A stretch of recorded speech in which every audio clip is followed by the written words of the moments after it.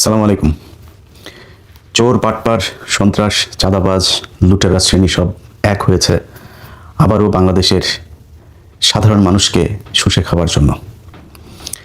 5ই August দেশের মানুষ যে স্বপ্ন নিয়ে, যেই আশা নিয়ে, আকাঙ্ক্ষা নিয়ে এই দেশ স্বাধীন করেছিল, জীবন দিয়েছিল, ঠিক আগের 1971 সালের 16 ডিসেম্বর এবং 1975 সালের 15 আগস্টের মতো একইভাবে বিজয় ছিনিয়ে নিয়েছে এদেশের সেই এলিট শ্রেণী নামে যাদেরকে আমরা চিনি, সেই শ্রেণী। প্রথম 16 ডিসেম্বরের পর ভারতের সোনাগাজী থেকে আওয়ামী লীগের যেসব নেতারা ওই পারে পালিয়েছিলেন, তারা এসে হঠাৎ করেই এই দেশের যে মানুষগুলো দেশ স্বাধীন করেছিল তাদেরকে সরিয়ে দিয়ে তারপর চেয়ার দখল করেছিলেন। 1975 সালে যেই বীর সেনানীরা এই দেশকে স্বাধীন করেছিলেন 15ই আগস্ট, তাদেরকে এই দেশ থেকে সরিয়ে দেওয়া হয়েছিল। এরপরে নানান চড়াই উতরাই পার হয়ে তারপর জিয়াউর রহমান ক্ষমতায় গেলেও তাকেও খুব বেশি দিন থাকতে দেওয়া হয়নি। তারপর থেকেই চলছে এই দেশের সাধারণ মানুষের উপরে, এটা কি বলবো, এটা নির্মম একটা পরিহাস এই দেশের, এই জাতির ভাগ্যে। আজকে আমাদের চোখের সামনে সব কিছু হয়, আপনি কিছু বলতে পারবেন না। আপনি যদি বলেন তাহলে আপনি একা হয়ে যাবেন। যাই হোক, যেটাই হোক, আপনাকে এই শ্রেণীর সাথে, যারা এই ক্ষমতার কেন্দ্রে আছে, তাদেরকে বৃত্তাকার করে তারপর সেখানে ঘূর্ণায়মান হতে হবে। আপনাকে এর বিরুদ্ধে যাবেন, আপনাকে ছুঁড়ে ফেলা হবে।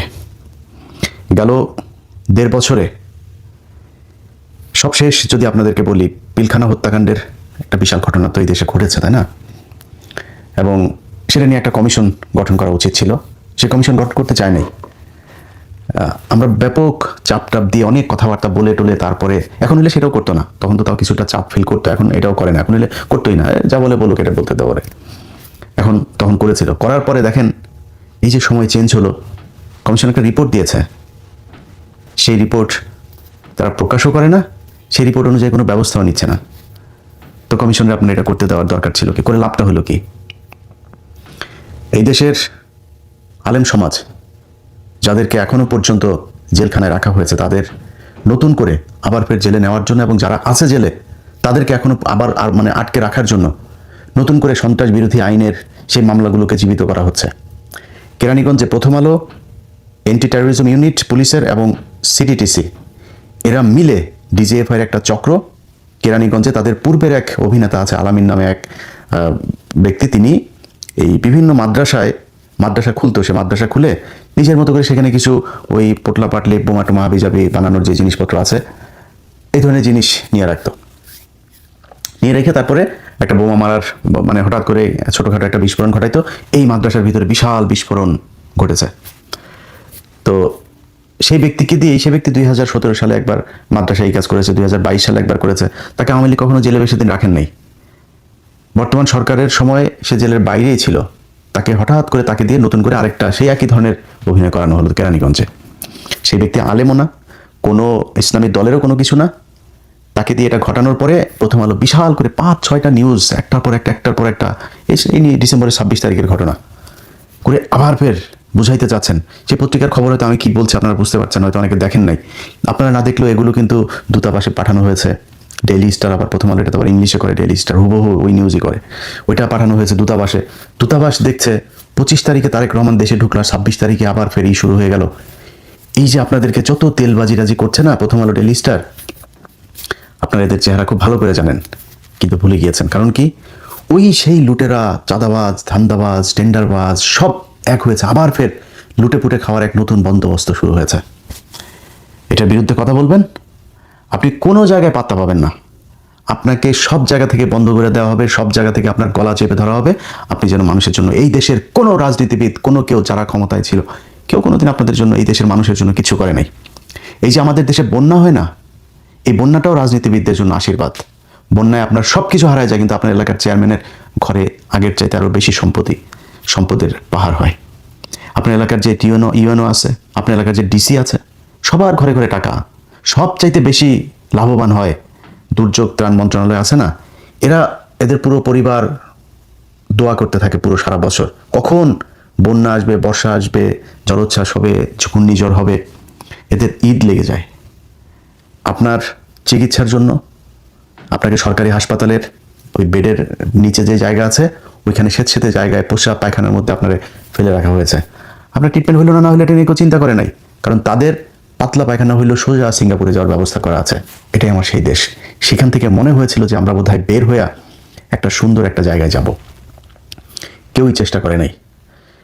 এই যে 2 দিন পর পর ভূমিকম্প হয় না, আল্লাহ না করুক, এটা আপনাদের জন্য একটা বিশাল সংকেত। এই সংকেত দিয়ে বোঝানো হচ্ছে যে 2024 মানুষকে আপনাদের চোখের সামনে মারা হয়েছে, সেই রক্তের সাথে আপনারা বেইমানি করেছেন নিজেদের চেয়ারগুলো পেয়ে। তারপর খুব সুখে আছেন মনে করেন, এত সুখ মনে করার কিছু নাই। ওই যে আগার গায়ে, ওই যে গাজীপুরে বৃদ্ধাশ্রমগুলো আছে না, যায় দেখেন, কোনো রিক্সাওয়ালার মা ওই জায়গায় নাই। আপনাদের মতো চেয়ারে বসে থাকা মানুষকে তার শরীরের ক্যান্সারের এই যে একটা কেমোথেরাপি দিতে গেলে এই সরকারি হাসপাতালে মহাখালীতে যায় দেখেন, নিজের চোখে দেখেছি। হাসপাতাল নিয়ে অনেক নিউজ আছে আমার, যে দেখেন কিভাবে বসিয়ে রাখা হয়েছে তাদেরকে। টাকা দিতে হয়, না দিলে কেমন সিরিয়াল পাওয়া যায় না। ঢাকা মেডিকেলে একটা ছোট্ট একটা বেডের জন্য কত কান্নাকাটি, এর তদবির ওর তদবির, নানা তদবির ছাড়া কেউ এখানে যা থাকতে পারবেন না, ট্রিটমেন্ট নাই। এই যে মানুষগুলির ওইখানে এই কষ্ট দেন না, কষ্ট দিয়ে নিজে সিঙ্গাপুরে ট্রিটমেন্ট নেন, এই জন্য আপনাদের বাবা মাদেরকে যায় এই বৃদ্ধাশ্রমে থাকতে হয়। জান, আমি ইন্টারভিউ নিতে গিয়েছি, আমি প্রতি বছর মা দিবস বাবা দিবস এগুলোতে দেখতে যাইতাম। কোথায় গুলশানে বাড়ি, কোথায় অমুক বিশ্ববিদ্যালয়ের বিশাল বড় এক প্রফেসর, অমুক সেনাবাহিনীর ব্রিগেডিয়ার একজন, পুলিশের অমুক ডিআইজি, এদের মারা, এদের বাপারা ওইখানে থাকে। এটাই মানুষের অভিশাপ। আমরা এই দুনিয়ায় কেউই একদম 100% ফেরেশতা হয়ে আসি নাই। আমাদের সবার ছোট বড় পাপ সাপ আছে, কিন্তু মিনিমাম এই মানুষগুলো করার জন্য ভাই এত টাকার তো দরকার নেই। টাকা খাইতে পারতেন তো, আপনার তো টাকা খাওয়ার সেই ব্যবস্থা আছে, আপনি খাইতে পারতেন, সমস্যা কি? এইভাবে লুটপাট করতে হবে? কি দেখেন নাই শেখ হাসিনার যে পতন, পতন দেখেন নাই? এই পতনের পরে আপনি কোন আশায় আবার ফের নতুন করে এগুলো শুরু করেছেন? আপনারা কি মনে করেন এগুলোর বিচার হবে না? এগুলো এমনি পার পেয়ে যাবেন? কিছু কিছু ডিসি, পুলিশ, এসপি, এদের ভাবসাব দেখলে মনে হয় যেন 5 আগস্ট এরা নিজের চোখে দেখে নাই।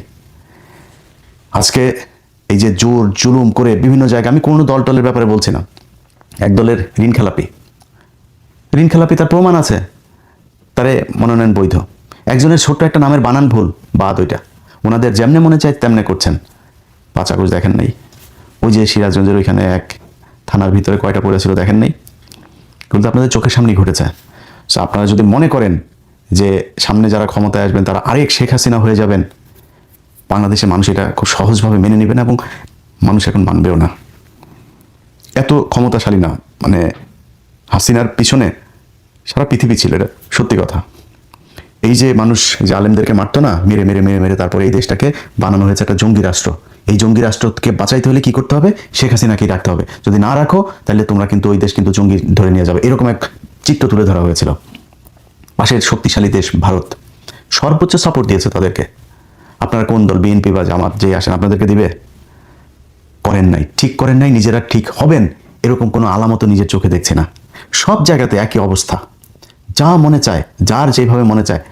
এই কয়দিনে কিছু জিনিস দেখলাম, শিক্ষা হইল যে যাদের ক্ষমতা আছে, ধরেন পুলিশের একজন অমুক বিশাল বড় এক অফিসার, ওনারা নিয়ে কিছু করতে যাবেন, আপনার ফোন দিবে সেনাবাহিনীর আরেক অফিসার, সেনাবাহিনীর ওনারা নিয়ে করতে যাবেন, দিবে বিশাল বড় এক ব্যবসায়ী।